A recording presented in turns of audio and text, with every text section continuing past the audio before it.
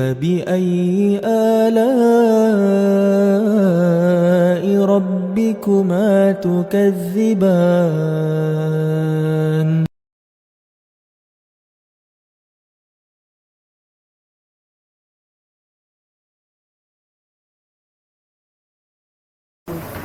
Setelah penantian wahyu selama 3 bulan, Rasulullah kemudian mendapatkan wahyu lagi berupa surat Al-Mudaththir ayat 1-5. Dan dari sinilah perjalanan dakwah Rasulullah dimulai. Dakwah Rasulullah sendiri dibagi menjadi 2, yaitu dakwah siriyah secara sembunyi-sembunyi dan ada juga dakwah jariyah yang secara terang-terangan. Di video ini kita akan membahas keduanya. Oke.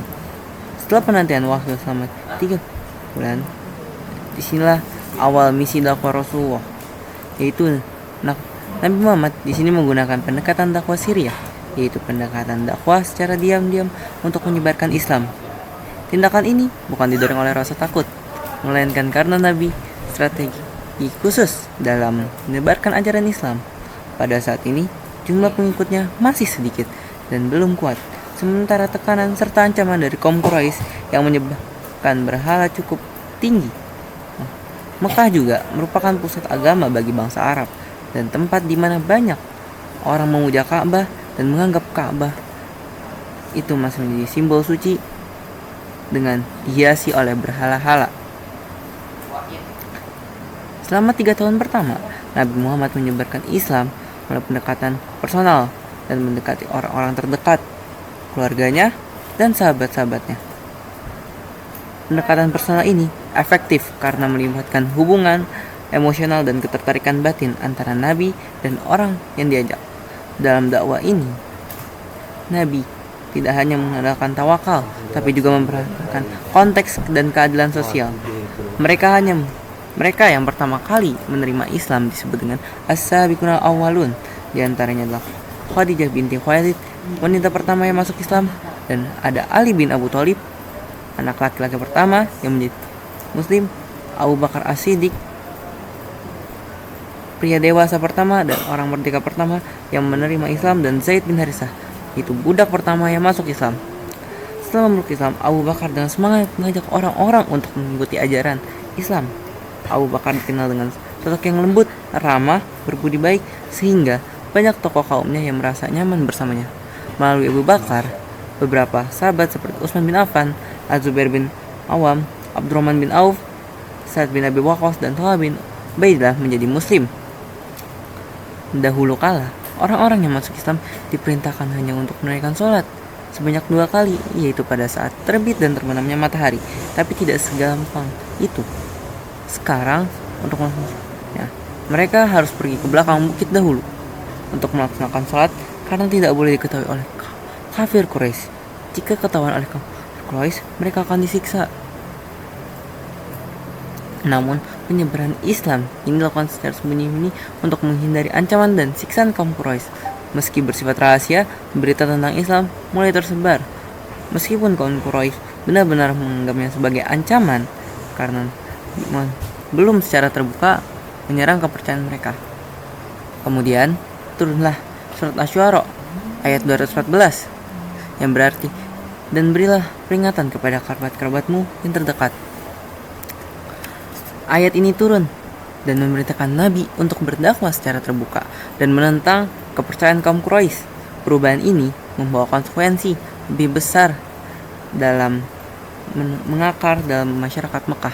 Pendekatan ini juga mengukuhkan komunitas Muslim yang berlandaskan pada solidaritas dan persaudaraan, serta membuka jalan untuk menyebarkan Islam dengan lebih luas lagi. Kemudian, Rasul mendakwai keluarganya dengan cara mengundang di acara makan-makan. Dan di acara ini dihadiri oleh Bani Hashim dan sebagian Bani Muthalib, dan terdapat paman-paman beliau yang berjumlah sekitar 40 sampai 45 orang. Di makan-makan ini, Abu Lahab langsung berkata, "Mereka yang hadir di sini adalah paman-pamanmu sendiri dan anak-anaknya.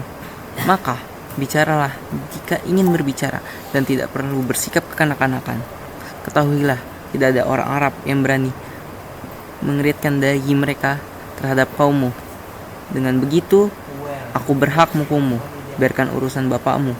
Jika kamu bertahan pada urusanmu ini, maka itu lebih mudah bagi mereka daripada seluruh kabilah Quraisy menerkammu dan semua bangsa Arab ikut campur tangan. Engkau tidak pernah melihat seorang pun dari bani bapaknya yang berbuat macam-macam seperti ini. Engkau perbuat seperti ini. Di sini Rasulullah hanya diam, sama sekali tidak berbicara dalam pertemuan ini. Lalu Rasulullah mengundang lagi di acara makan-makan yang kedua. Dalam undangan ini Rasulullah langsung bersabda, segala puji bagi Allah dan aku mujinya, memohon pertolongan, percaya dan tawakal kepadanya. Aku bersaksi bahwa tiada ilah selain Allah semata yang tiada sekutu baginya. Kemudian beliau melanjutkan, sesungguhnya seorang pemandu itu tidak akan menyusahkan keluarganya yang tiada ilah selain dia.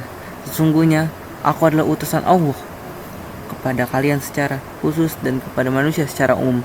Demi Allah, kalian benar-benar akan mati layaknya sedang tidur nyenyak dan akan dibangkitkan lagi layaknya kalian bangun tidur. Kalian benar-benar akan dihisap terhadap apapun yang kalian perbuat. Lalu di sana ada surga dan neraka. Lalu Abu Thalib berkata, kami tidak suka menolongmu. Jadi penasihat dan mendengarkan perkataanmu.